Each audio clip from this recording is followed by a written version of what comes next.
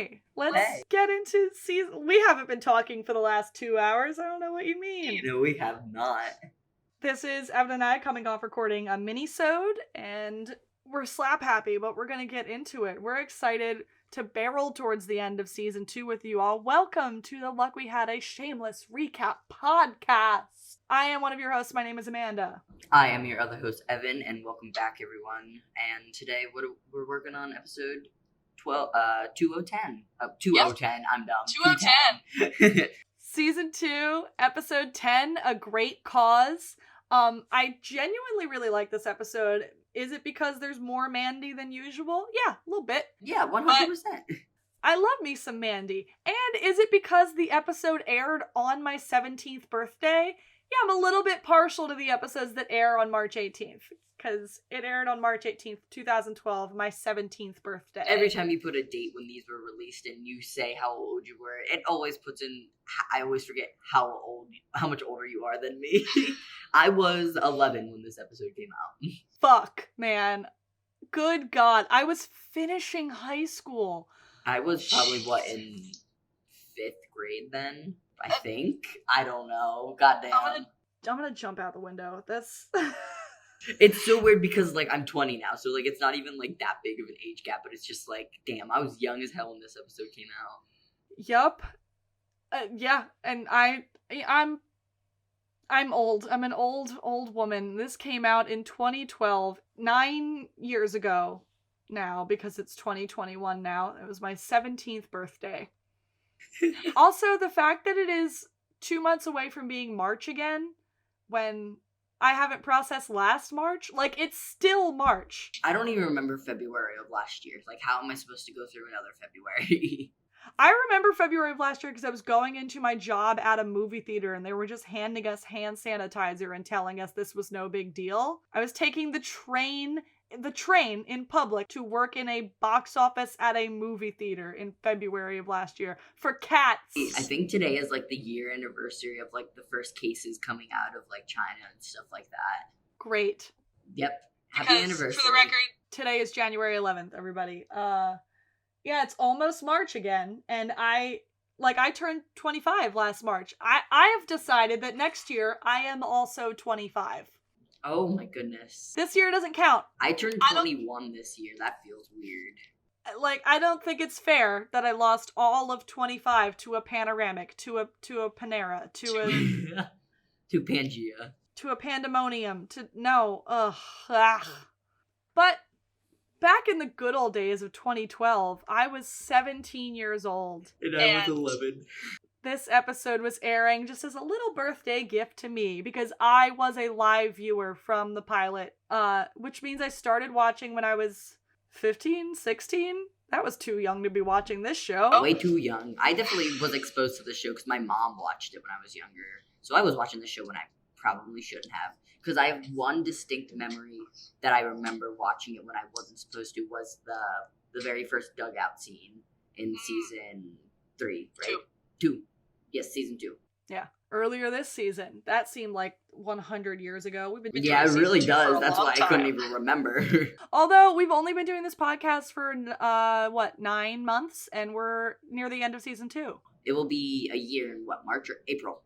Yeah, so it's 10 months. We've been doing this for 10 months ish, and we've gotten through 2 seasons and done some mini-sodes. Look at us! Look at us! I'm pretty proud of us. Yeah. But yeah, this episode, A Great Cause, was written by Eaton Frankel and LaToya Morgan, our all-star. Queen of all, always there. Ethan, I don't know, it's E-T-A-N. Etten? He's also credited as a producer on the show through 2016. This is the 3rd of 13 episodes he has written. His last writing credit for the show was the episode Happily Ever After, aka the Ian and Mickey road trip and goodbye at the border. So that's season 7? 7. Gotcha. Yeah, that was the last thing he wrote on, and he stopped being a producer in 2016. And then LaToya Morgan, tried and true, our season 2 girl, staff writer on 12 episodes. 15 episodes of Parenthood. She's on Washington Spies, The Badlands, The Walking Dead. She's an all-star. And then directed by Mimi Letter, I don't know. This is the second of 6 Shameless episodes she writes through season 5. She got out before it got bad for a while. Or she directed. 3 Boys in season 1, A Great Cause, this one. A Long Way from Home in 2013, My Oldest Daughter in 2014, Hope Springs Paternal, and Drugs Actually. I don't remember any of those. Don't remember them, can't tell you what happened. I think Drugs Actually is the one after Happily Ever After. Is Drugs Actually the Monica cocaine? I think so. Yeah. I don't know. I didn't watch season 7. Yeah, I did my rewatch earlier this year, so I'm a bit foggy. She has also directed on ER, The Leftovers, The Morning Show, which is a kick-ass show, and many, many others. She's a very busy lady. The title of the episode, A Great Cause, I think it's about Mandy and the whole Mandy situation that goes down in this episode. Because we left off last episode with Terry running into the house and beating the shit out of Ian because Mandy's pregnant. Wow. Yep. But we know it's not Ian's. Nope. The synopsis of this episode is Fiona starts to plan for her future now that Monica has returned, because Monica is still back, but her reprieve may be short-lived. Steve conspires to reunite Estefania, his wife, with her true love so he can be with Fiona. Lip and Ian learn the true identity of Mandy's baby, but it should say the true identity of the father of Mandy's baby. Yeah. The previous seon was done. The rest of the previous seons for the rest of the season are done by Frank. I feel like they just stopped trying to include the other cast members.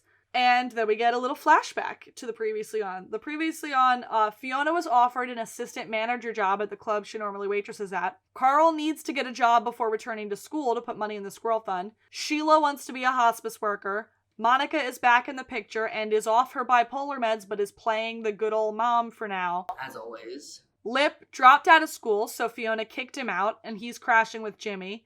Jimmy is married, but wants Fiona back, but is afraid of his wife's dad, the runner of a drug cartel. His wife is in love with somebody else. Karen kicked Jody out, so Sheila fucked him. Lip and Mandy have fucked in the past. Mandy is pregnant, and Terry burst into the house, beating the shit out of Ian about it, because officially Ian is Mandy's boyfriend. And that's what you missed on Shameless. We open the episode. Frank is waking Carl and Debbie and Liam up at 1 a.m. with Monica so they can go downstairs and watch Paranormal Activity at 1 in the morning on what I think we're assuming is Halloween. I guess they don't go into specifics as always, but they just wake them up and Liam, let that baby sleep. They have the kids Halloween candy and school in the morning, so I'm gonna go ahead and guess that it's either Halloween night or right after Halloween going into November. They woke all the kids up in the middle of the fucking night to watch Paranormal Activity. If it wasn't a massively bad idea, this scene would be really cute though. All of them. But we know what's coming and we know it's just Monica and Frank. No, gross. Leave the poor kids alone. It's because they were woken up in the middle of the night to start watching a movie. When Debbie and Carl wake up in the morning for school, they are, fucking tired. They're tired. And Fiona doesn't know why, because Fiona doesn't know about the little secret movie party they had downstairs. Monica's still trying to be super mom. She tries to encourage Fiona. She's like, you used to go for a run every morning. You would run 8 miles every day. And she's like, look, I'm doing better. I made the kids breakfast. I made their lunches for school. You should go on a run. She's trying to show that I am here. I am present. You can relax. And of course Fiona's so hesitant because Monica's played this game before. Yeah. And then Jimmy Steve calls. He is at the house. He's outside with amazing news that he is importing Estefania's boyfriend, Marco. And he's like, this fixes things. I'm going to bring her boyfriend here and then I can be with you again. And Fiona's like, no. No, that's not how that works. And when we cut over to Ian, he's walking to work, trying to get Mandy on the phone, but she's not answering because he's still got Terry coming after him, even after Monica pulled him off of him the other night, because Terry thinks that Ian knocked Mandy up. So Ian walks up to work at the cash and grab. The front window is smashed in. He opens the door, and there's just shit all over the floor. It's been ransacked in there. You know what would really help this situation? His security guard boyfriend, but he's in juvie. Because Noel had to go do a cowboy show. Didn't end up going anywhere. At the Jackson house, however, Sheila is making creme brulee because she's a queen. Queen of baking. And Jody comes home with like a super large Amazon package, and the sexual tension between the two of them in that package, very intense. Sheila had sex with him, but now she's like, oh, don't look at me. That was wrong. Because she's like kind of embarrassed. Like, 'cause she basically like, even though like Karen broke up with Jody, like they're still like quote unquote like whatever. So she's like, oh, I fucked my daughter's husband. Yeah. She's feeling a little shame about it, but like, a girl needs scratch an itch. Sheila, good for you. She's setting the house up. She's gonna get a hospice patient from the priest. They're like, the church can't handle anymore. So he's like, do you want me to help you set up the bed? She's like, no, actually, and please just go back out to your tent. I can't even look you in the eye. I love her. And then Lip heads over to the cash and grab where Ian is cleaning up the mess and is like, what the fuck? And Ian says Mandy's dad heard the news. Lip's first reaction, you and Mickey? He knows. Every time I remember Lip knows about Mickey and Ian in the early seasons, I get a little flutter. I'm like, oh right, he's known the whole time. They've literally been together Liam's entire life. I can't. Oh my god. But no, Terry is currently on a warpath about Mandy being pregnant. And remember, when Lip and Mandy were fucking, she put a hand over Lip's mouth. She never told Ian that she fucked her brother, so Ian doesn't know that Lip could also be the father of this baby. Oh, true. I never thought about it in that way. I totally forgot about that. So yeah, Ian's freaking out, and Lip just heard that the girl that he had sex with is pregnant, so he's like, am I gonna be a dad to 2 babies? But he also asks Ian, he's like, well, did you have sex with her? He's like, was it a late night? You stuck it in the wrong Milkovich? Fuck you, Lip. He's like visibly concerned, but Ian doesn't notice because Ian is worried about, living. And Lip updates Ian on his living situation. He's like, oh, I'm staying at Jimmy's. Here is a ton of money. I'm going to just take a pack of smokes and leave. Yeah. So Jimmy is paying him well for whatever he's got. Because he's basically like Estefania's babysitter at this point. Sort of. And he's doing like some kind of hacking thing and helping him track down Marco. And then over at the ball house, Fiona and V catch up with each other. V has about 100 pregnancy tests in a bag because every morning now she and Kev fuck and then she takes a pregnancy test. My favorite thing is when they're like doing that and like they only wait for like right as like Kev like obviously like comes or whatever, and then she like slides off the bed and then like it lays with her legs like stuck up, and she's like, it helps it like get in better or whatever. I love that.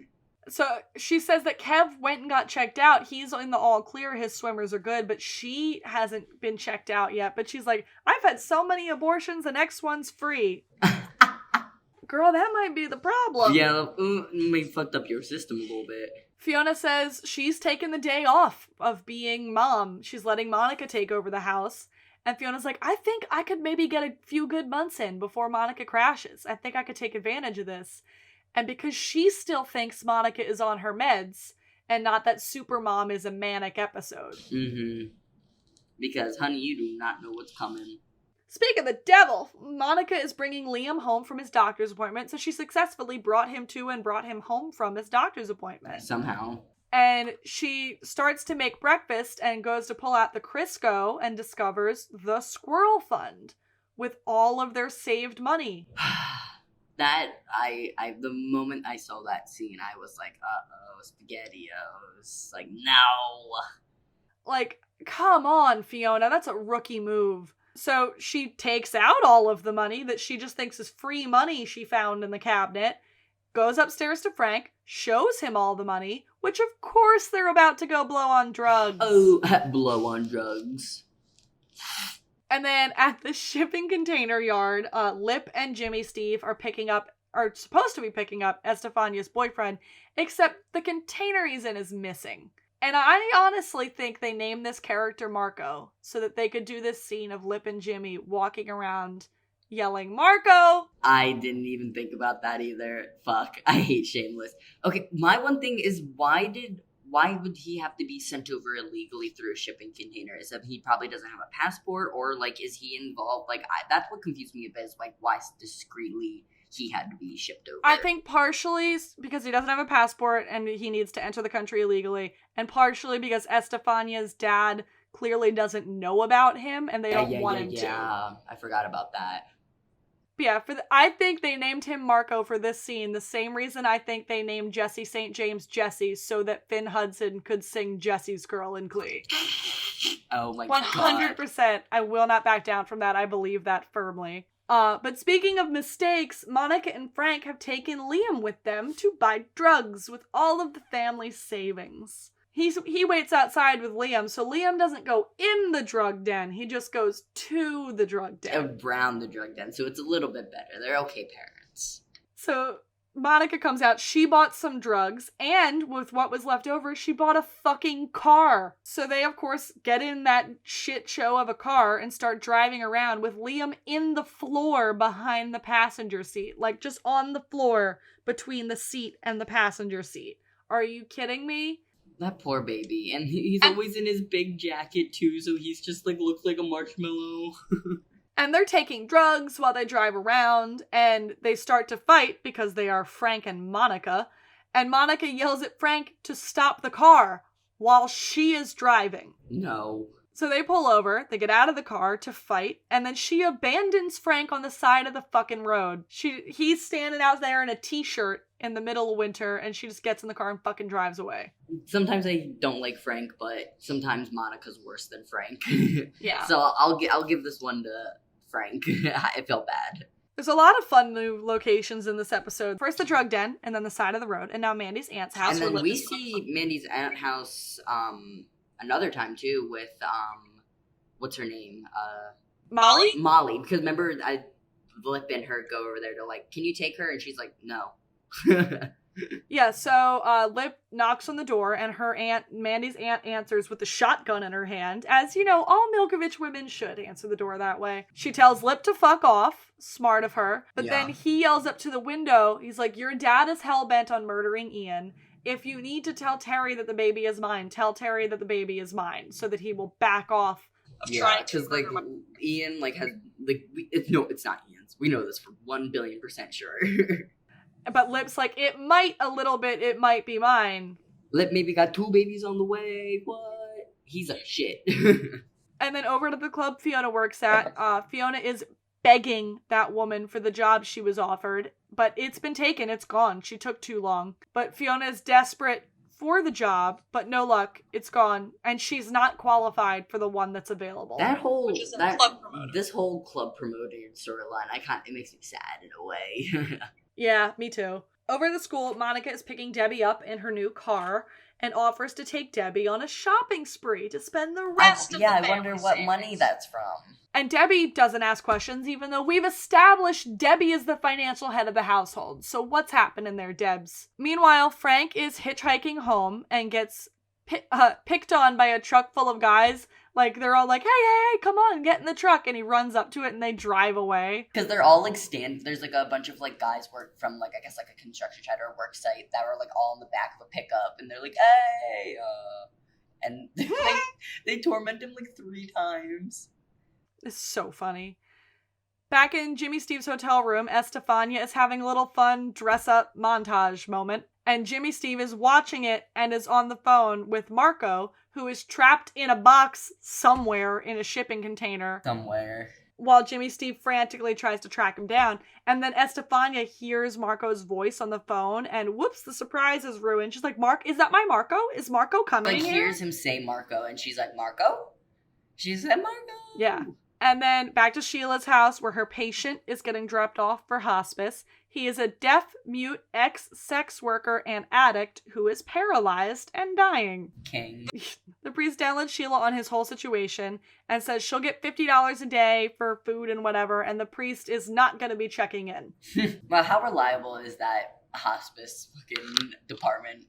Right? So she, while she has the priest in her house, is feeling very guilty and very weird and decides to confess to him, feeling guilt about what happened with Jody. And the priest is like, nothing that you've done is bad enough that being a hospice worker won't replace it. Like, this is your purpose now. You're done being a wife and mother, and now this is what you need to do. This is your purpose. And she's like, thanks, Father. That, like, flips a switch in her head, and she's back, and she's ready to do it. Back at the Gallaghers, Ian is having to use tactical maneuvers to sneak in the back door of his own home because Terry Milkovich is hunting him. Goddamn. Terry apparently went looking for him at school. Ian had to leave school early to avoid him. And then Ian sees that Monica has bought out the entire American Girl doll store, but is frankly, and those are at least $100 a pop. Mm-hmm. And there was, like, what, at least 10, 15 of them? Apparently Monica filled the car. And Ian notices it and comments on it, and he's like, car? But he has frankly got too much going on to deal with what's happening in front of him. Where did they get this car? Did we imply they bought it with the stolen money? Or, like, whose car is this? Is it Monica's car that she showed up with? Monica bought it from the drug dealer. Ah, gotcha.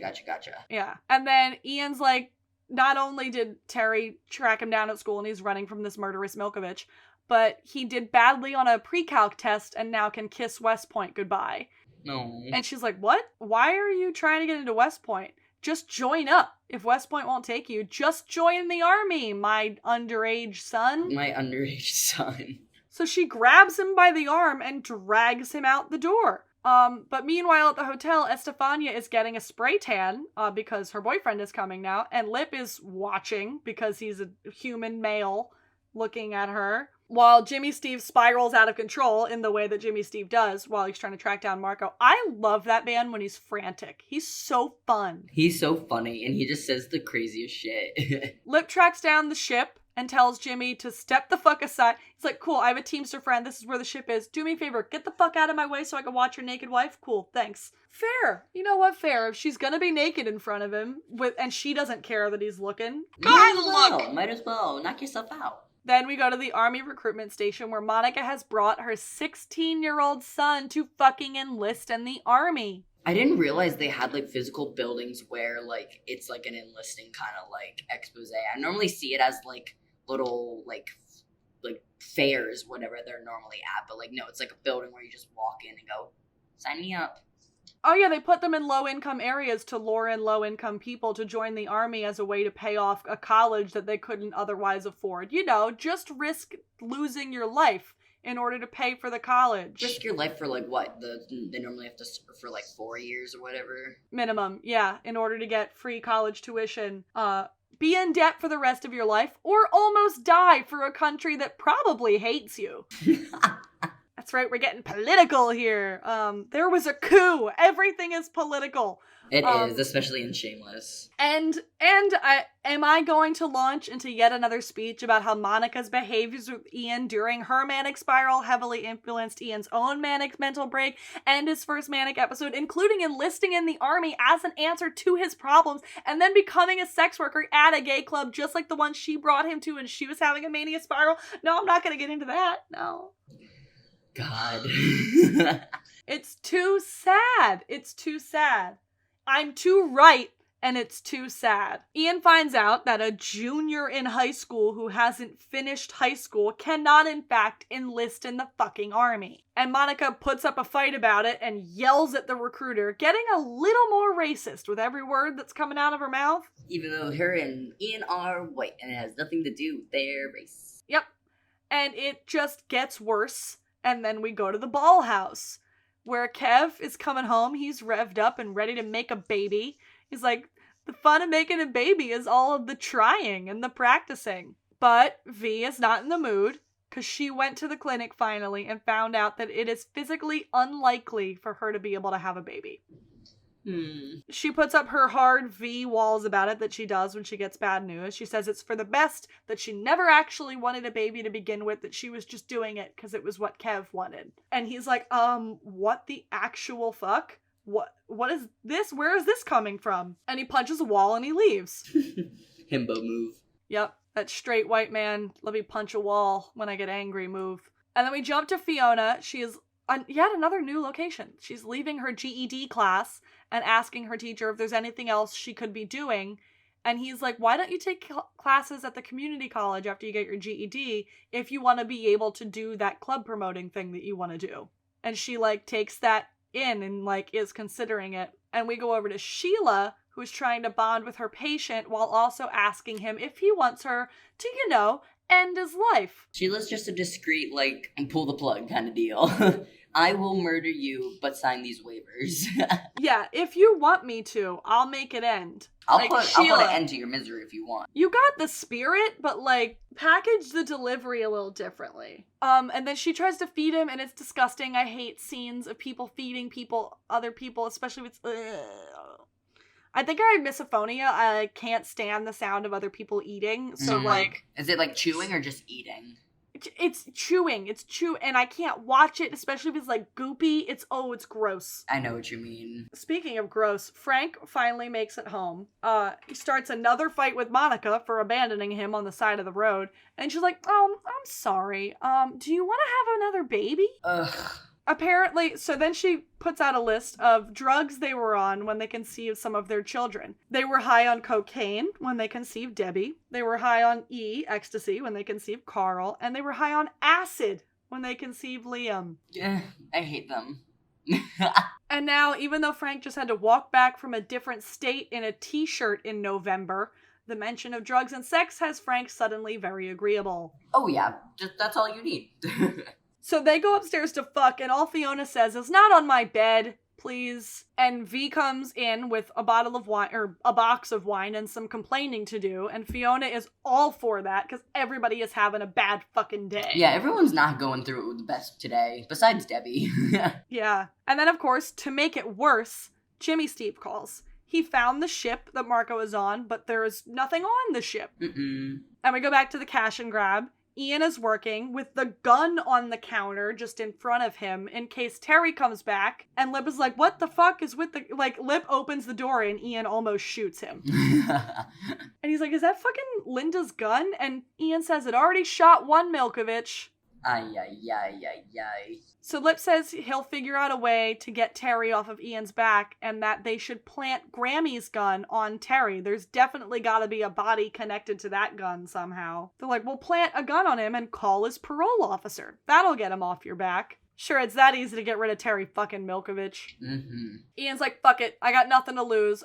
I'm never going to get into West Point, and Monica took me to enlist, but that didn't go well either. And Lip is like, what? What? Monica did what? Yeah, like, I still don't he's 16. He's 16. This is Lip realizing that when he isn't there to be Fiona's backbone, shit goes fucking spiraling out of control. Especially when Fiona, like, steps down, like, no one's in cahoots with anyone about what's going on in the household, and then fuck shit happens. And he assures Ian he's gonna take care of everything. Ian doesn't have to worry. He's gonna take care of it. And then we join Fiona and V drinking on the porch, and Fiona is complaining about the job she didn't get, and V is complaining about the baby she's not going to be able to have. And they ask each other, since when have either of us taken no for an answer? True. We love supportive best friends, even though they're both going through it. Mm-hmm. I wonder how long they've known each other for, because, like, you don't really get the distinction of how long they've known each other or how long Kevin and V have lived in the neighborhood next door, but, like, I bet, like, do we know how much older V is than Fiona? I think only a year or two. I think they're around the same age. Oh, damn. Okay. Because I'm just curious, because, like, I've never mentioned them being, like, child. Oh, wait, no. I guess Fiona was only... I feel like she has to be a good couple of years older than her, right? I guess so, yeah. Because, like, I've always been curious, because I don't feel like we ever find out, like, their actual ages at the time, but then we have to infer that, like, Kevin and V are, like, mid-30s or 30s right now. Yeah, so I guess they were, like, mid-20s in the early season, like 25-ish. I'm really curious when, like, V and Fiona did meet, because, like, I'm guessing it had to have been when her and Kev moved into the house or whatever. Yeah. Yeah, I do wonder how long they've been friends, and if Veronica is that much older, like, what age was Fiona when they became friends? Fiona's 21 in season 1, basically, so she had to at least be high school. Like, I feel like if V knows about the Monica bullshit from the past, it seems like she definitely was present when Fiona had to have been in high school or, like, around the time she dropped out. Yeah. Yeah, that's weird. That we never really got a clarification on that, did we? Yeah, and I don't think we ever did. And I think, like, obviously everyone's ages in that show are so back and forth. Like, we probably can never even pinpoint anything if we do as much research as we could. Yep. It's shifting. Time isn't real on this show. No, but it is not. You know who is real is Jody. We go back to Jody keeping a very white beat as he serenades Sheila on the bongos outside of her window. Because normally we're seeing him serenade Karen, but now he's at the front of the house and he's serenading Sheila's window. Good, as he should. And he's so sincere about it. He says, like, so quietly that, like, you're the one, Sheila. Jody. These two are so cute. The next morning, Monica drags the kids out of bed. V slept over after getting drunk with Fiona, because that's what best friends do. But Fiona is not in the house when V wakes up, because she is on a run. We get a Fiona running montage. It's so cute. And then over across the street from the Milkovich house, Lip and Ian are crouched behind a car, getting ready to plant Grammy's gun in the Milkovich house. And we learn that the Milkoviches don't lock their front door because no one would be stupid enough to break in. Except for Ian, who has done it twice now. Oh, true. Fucking criminal that we had this large of a Milkovich storyline with no Mickey in sight. They really troped on the Milkoviches so much with when Mickey wasn't there. And I'm like, wow, okay, I see how it is. Literally recapping all of these and then watching the season 11 episode 4 made me so happy, because this is like so much Milkovich content with no Mickey, and the 1104 is like a lot of Milkovich content with a side of Mickey. Yeah, but it's so funny, like, Mickey isn't involved in the Milkovich storyline as much. Like, he is involved, but, like, that wasn't what his entire, like, storyline was, which I thought was funny. Because he's a Gallagher. He's a Gallagher now. So they decide to plant the gun, Grammy's gun, in the mountain of all of the other guns on the living room table. And then, of course, as they do it, Terry walks in, and Ian is standing in the Milkovich living room near the couch when Terry comes bursting in the front door, and I didn't flash to anything in particular. No foreshadowing there. No, nothing that parallels another scene that makes me want to die. Nope, didn't make me think of just 8 simple episodes from now. Not at all. I don't know what you're talking about. So he chases Ian and Lip around the house. Lip jumps out the window just like he did from Eddie in the first episode. But Ian is cornered. Terry has a gun in his face, and Mandy comes out of nowhere and puts a gun in Terry's face. She demands Terry let go of Ian because Terry knows who the father is, and this is between him and her. And then we get the crushing realization that Terry is the father of Mandy's baby. Yep, and is it this scene when she's like, he gets drunk and thinks look like my mom? Is that what happened? It's in like a little bit, but yeah. Terry is the actual devil. Terry is the spawn of Satan. Wow, yep, a supernatural tease. The fact that he survives until season 11 makes me so irrationally angry. I can't process it. But that's because Dennis Cochran does a very good job as Terry. Dennis Cochran is a very good actor, and I'm sorry that you're a good actor. And that's why the character from their actor. Yes. You're a great actor, and that's why we hate you. Backhanded compliments. Yeah. Back at the ball house, Kev slept on the couch because he didn't want to sleep in their bed alone. Himbo. They take turns apologizing for the things that they said, and they say there are a lot of kids out there that need a home, and this doesn't mean they have to stop trying to get pregnant. Oh look! Couples in this show can communicate and solve their issues with words. Not their fists. Who would have thunk? And you know who has a lot of words is Marco. He's now on the back of a truck somewhere on the phone with Jimmy Steve, and Estefania is like yelling in Jimmy Steve's ear about it. And they get cut off because Marco's phone dies, and Estefania says, Jimmy, you're a dead man. You're a dead man. Her one clear English. Fiona comes home from her run, and Monica is steam cleaning the carpets. Who knew they had a steam cleaner? Because in a manic episode, you take on a big project that you're never going to finish. You know, like collecting suitcases or cleaning someone's entire home. Oh, this is, yeah.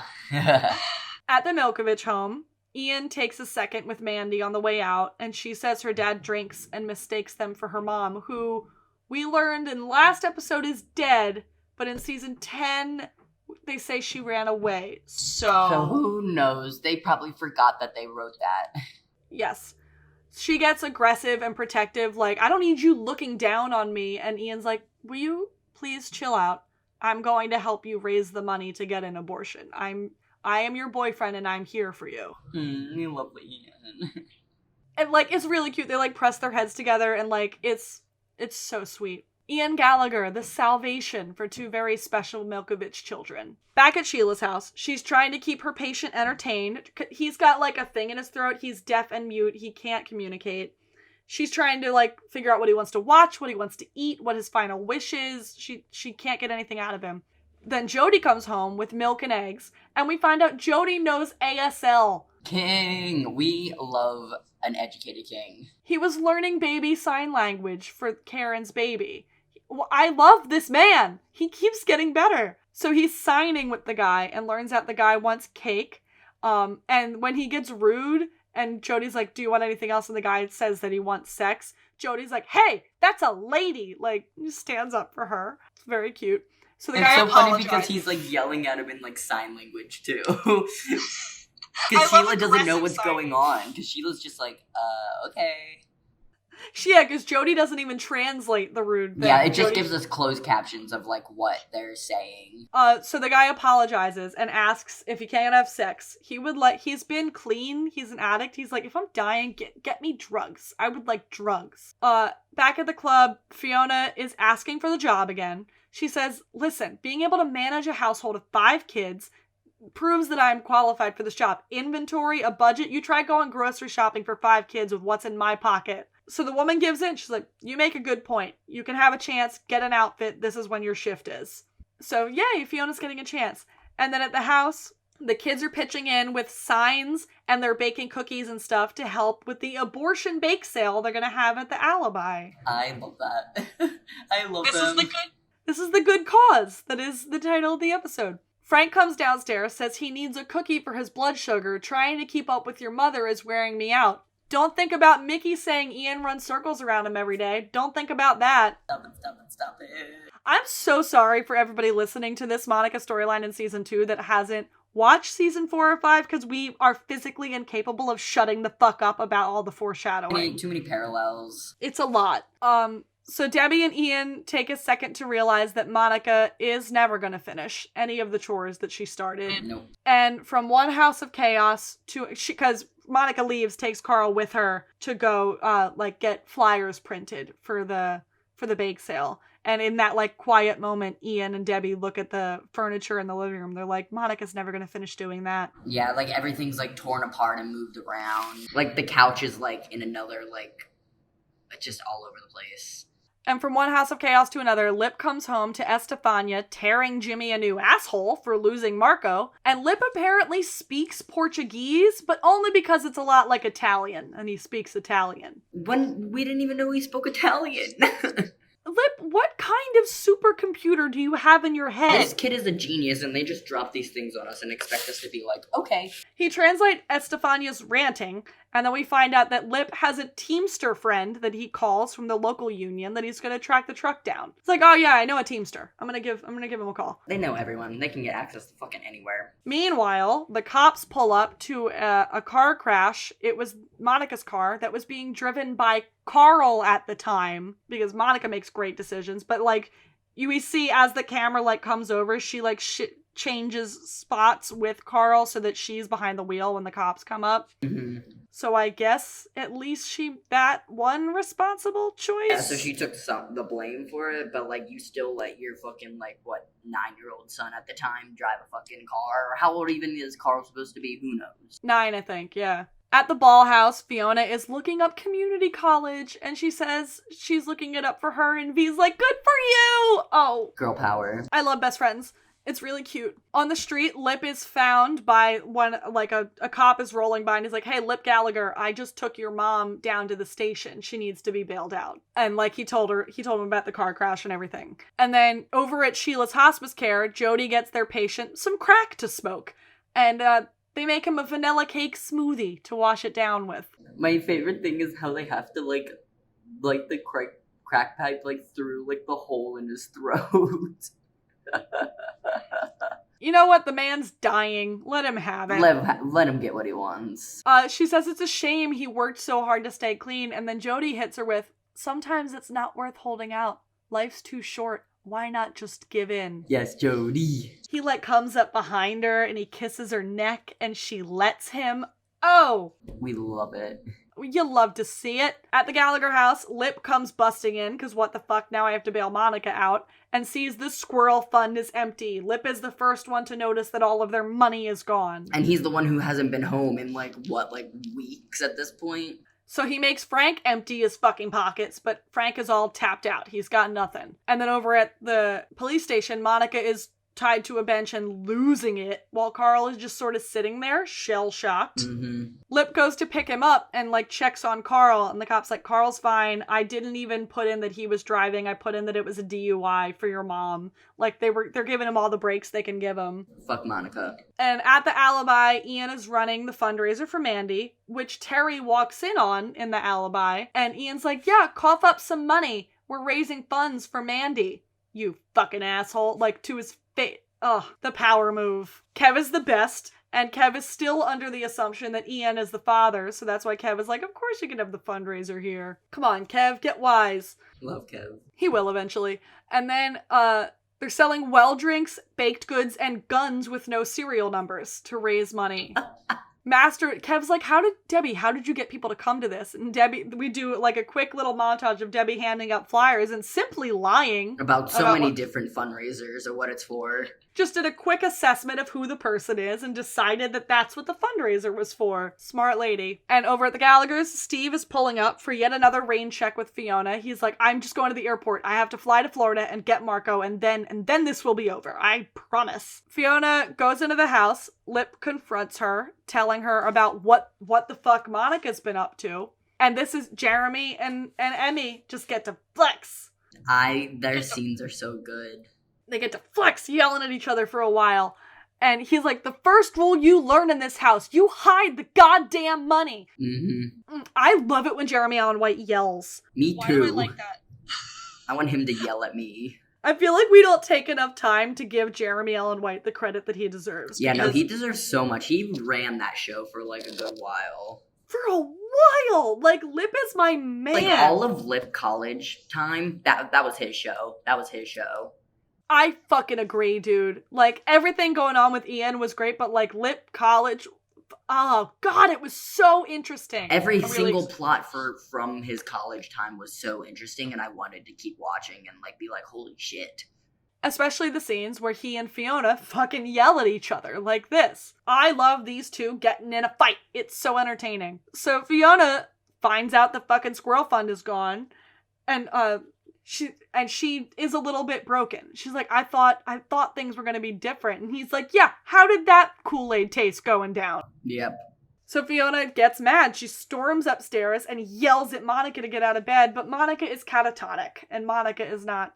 She's in bed now. She has crashed. So then Fiona and her power suit that she's in, instead of going to work at the club, walks downstairs, kicks the shit out of the washing machine, and Emmy gets to ugly cry again, which is fantastic. And then she takes off her jacket and gets to work putting the kitchen back together.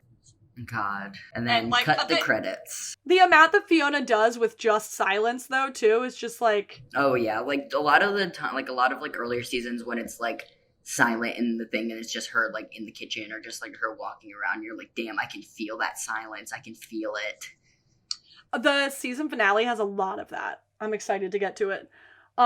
So she takes her jacket off and she gets to work putting the house back together. And then we cut to credits.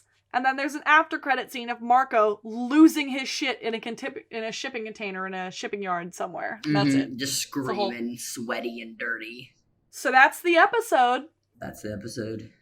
That was a pretty quick record, honestly. Yeah, it seems like it. Yeah, this episode I feel goes pretty fast. Yeah, the last 3 episodes of season 2 barrel by. They're very quick. What did you think? How did you like this episode?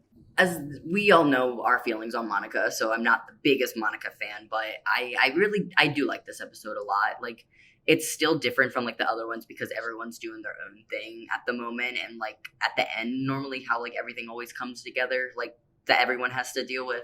But I really like it, and I thought there was more funny things that they threw in than just more serious, because there's a lot of serious topics they touched on this episode, but it seemed like they really dulled a lot of them down, especially the whole Terry fucking Mandy thing. Yeah.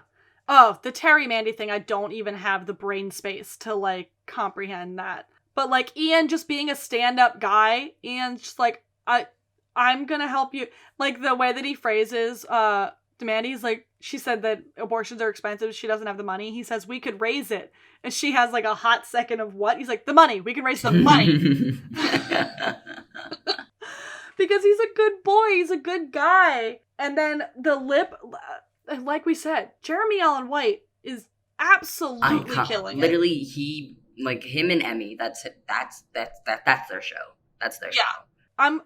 That's, you know what? The absence of Emmy in season 11, it does give breathing room for all of the other characters to do the thing that they need to do.